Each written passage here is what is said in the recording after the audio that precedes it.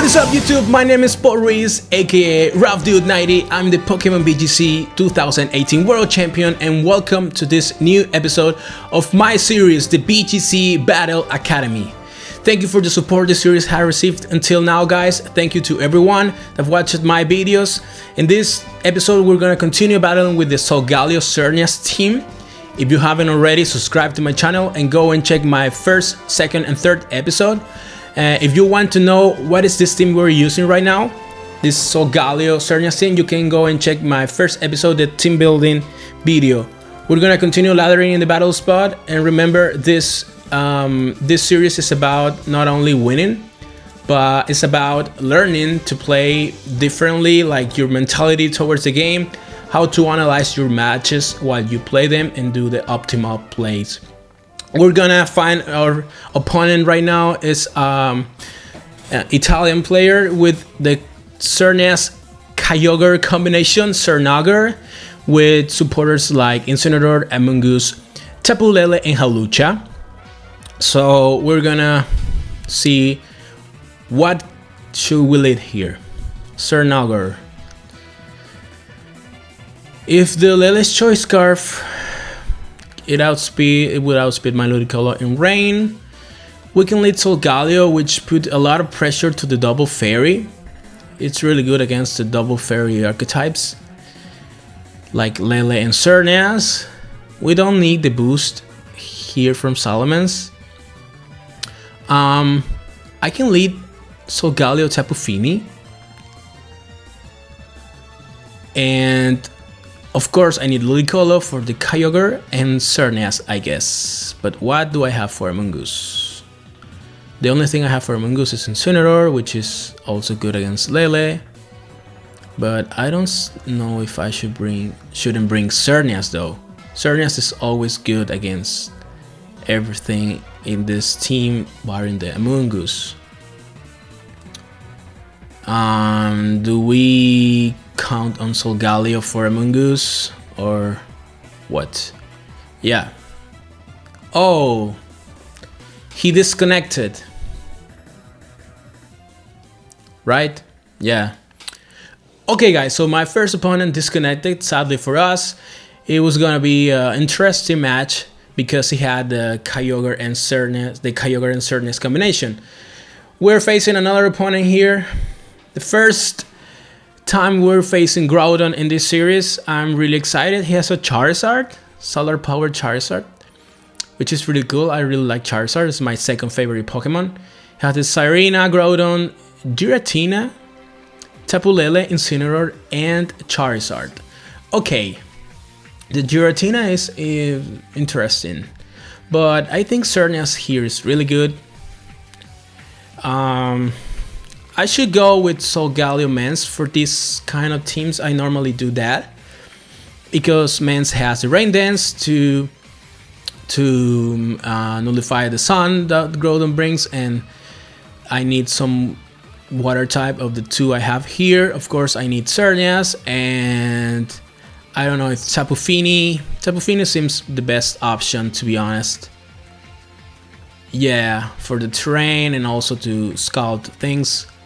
Yeah, we're gonna log this and we're gonna start our match, guys.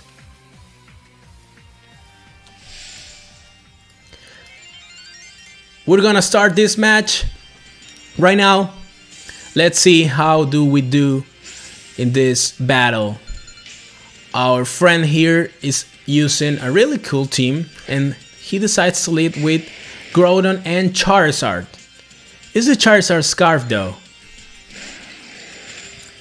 Is it a Scarf? Because it has solar power, so it can very well be Scarf. It could also be Specs.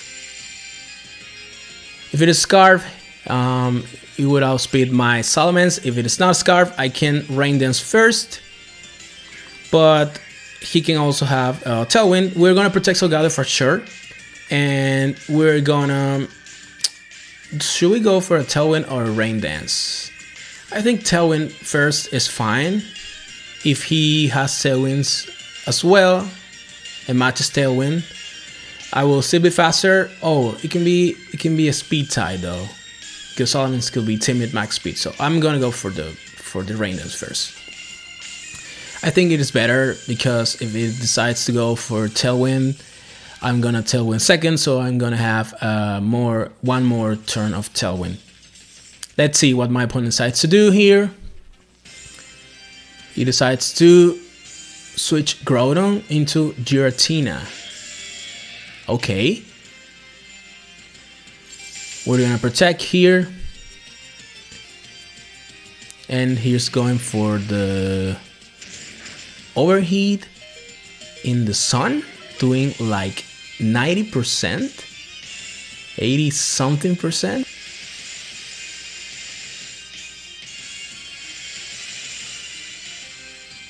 And he was Scarf.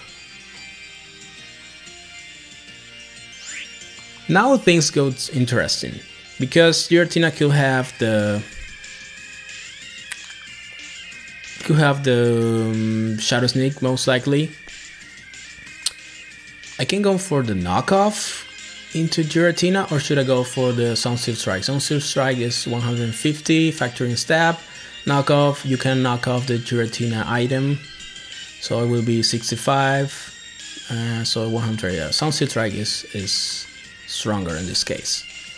And if he decides to stay in, he can switch Groudon. Let's see. Yeah, he switched Groudon, but in the Charizard slot.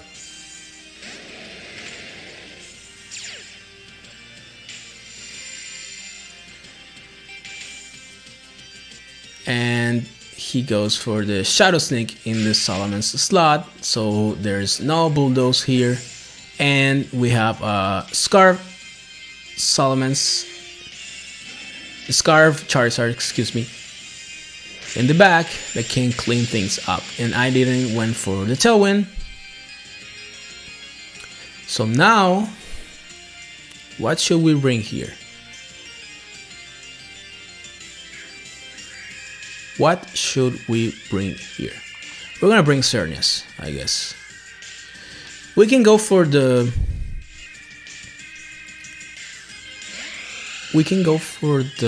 Moonblast, or we can Geomancy though. What do we do with? I'm gonna Flare Blitz the Groudon because in Sun it is stronger, and I think I'm gonna Moonblast here. I'm gonna Geomancy here. Is that my best option? Giratina could protect. I think it is. I need to play offensive right now, since my opponent has the advantage. We Flare Blitz the Groudon, doing a bit more. We go for Geomancy.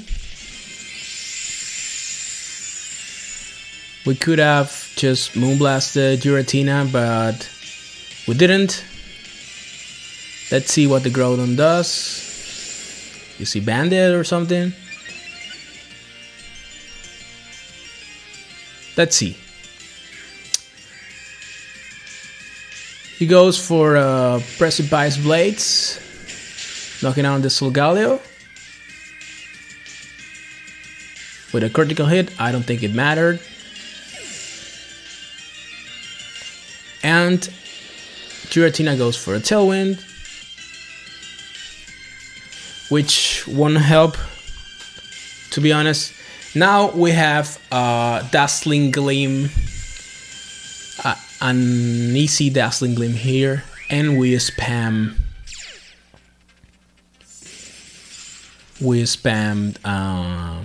Heal Pulse. What my opponent has in the back? He might have the Incineroar or the Lele. Doesn't matter. We're gonna use Heal Pulse on our own Xerneas and go for a Dazzling Gleam. We're faster since we used Geomancy first. He went for the Shadow Sneak, doing a chip damage. Should we kill the Groudon though? We don't. Oh man, that's a really bulky Groudon. But my opponent went for the non-100% accurate Precipice Blades, and I survived.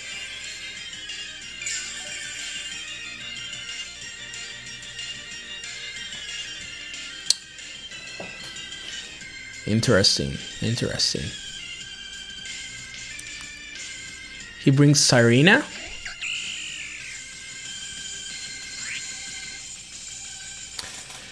Might be a Salvest, maybe? What should we do here? I'm gonna attack first, so there's no need to heal pulse here. I think, but what else can I do? Because Cernas will attack first. Should I attack with to the Sirena with a?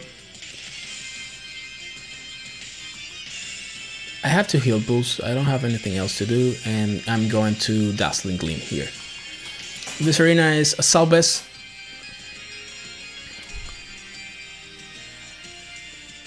It's gonna take this, and we're gonna take the Moonblast as well, but it was not a Salvest, so I would have go for the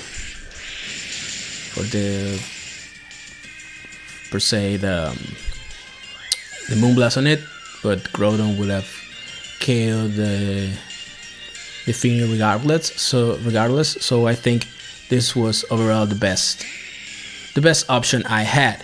Now I have a pretty healthy Cernas, and my opponent have one turn of Sun and one turn of Tailwind. So I just have to protect. Oh, but Sarina has... Oh man, Sarina has the feint. I forgot. I hope he don't do the feint, but he has to go for the feint.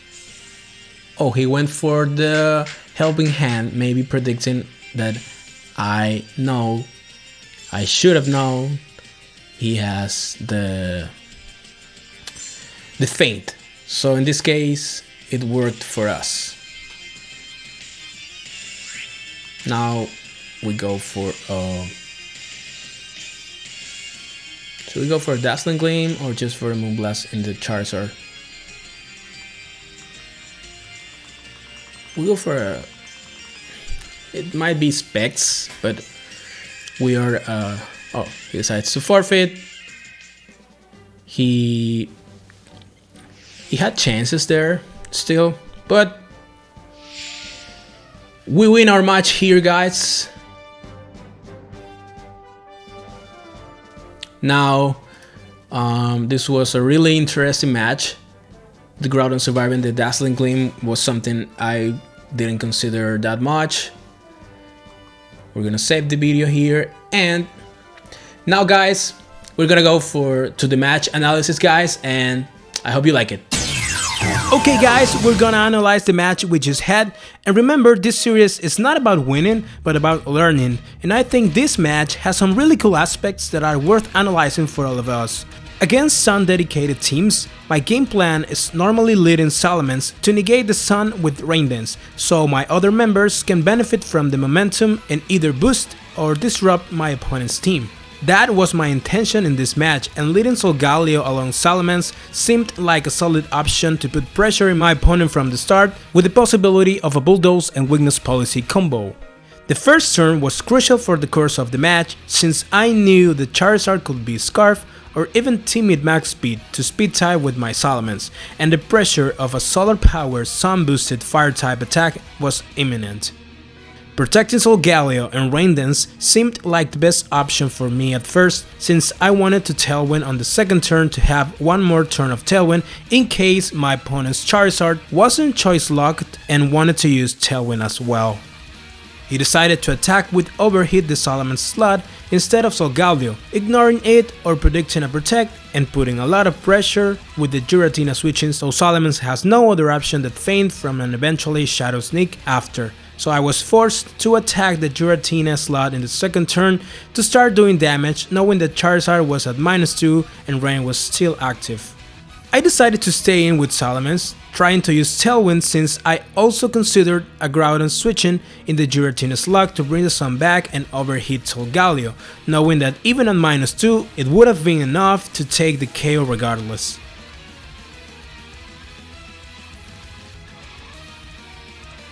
In the third turn, I tried to do some damage with Flare Blitz to the opposite Groudon to put it in range of a boosted Dazzling Gleam.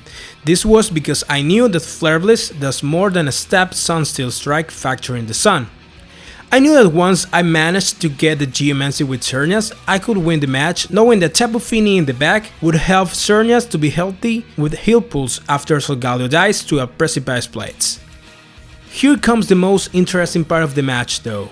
The Flare Blitz did almost 45% to Groudon, and I knew that a 252 HP Groudon should take around 40%, so that made me think that Groudon was not fully invested in HP and most likely offensive, so I was confident a +2 Dazzling Gleam would have been enough to take the KO from the range Groudon was. The biggest surprise possible was that the Groudon actually lived the +2 Dazzling Gleam from 55% HP, which is realistically impossible with almost all combination of spreads and items considering the damage it did to my Tapu Fini. I was even more confident that Groudon was offensive since it got almost the highest roll possible with an Adamant 252 attack spread.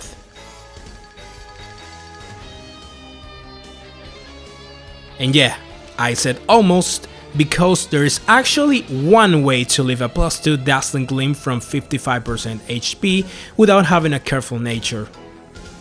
As you may have noticed in the title of this video, my assumption is that the Groudon was actually holding an Assault Vest item. That, my friends, is the only way all the pieces coincide.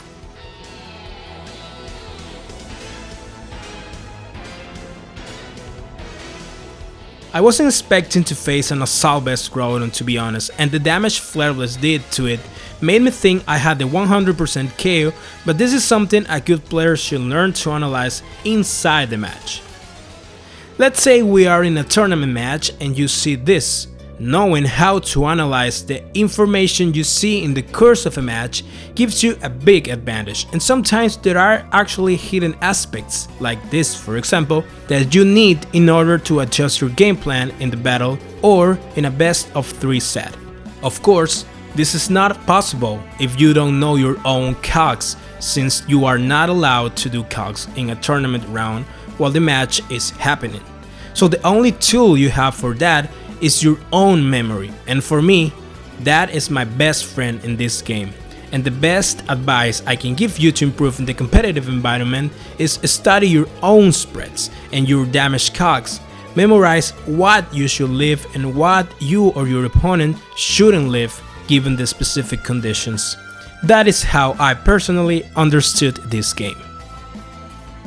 Continuing with the match, after the Groudon survival, he missed the Precipice Blades in my Xerneas, which gave me the chance of still winning the match.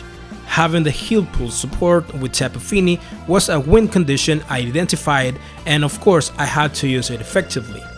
At the end game, it was a 50-50 between protecting or attacking with Xerneas, considering it was the last turn of Tailwind and Sun, and that my opponent could use Feint with Serena.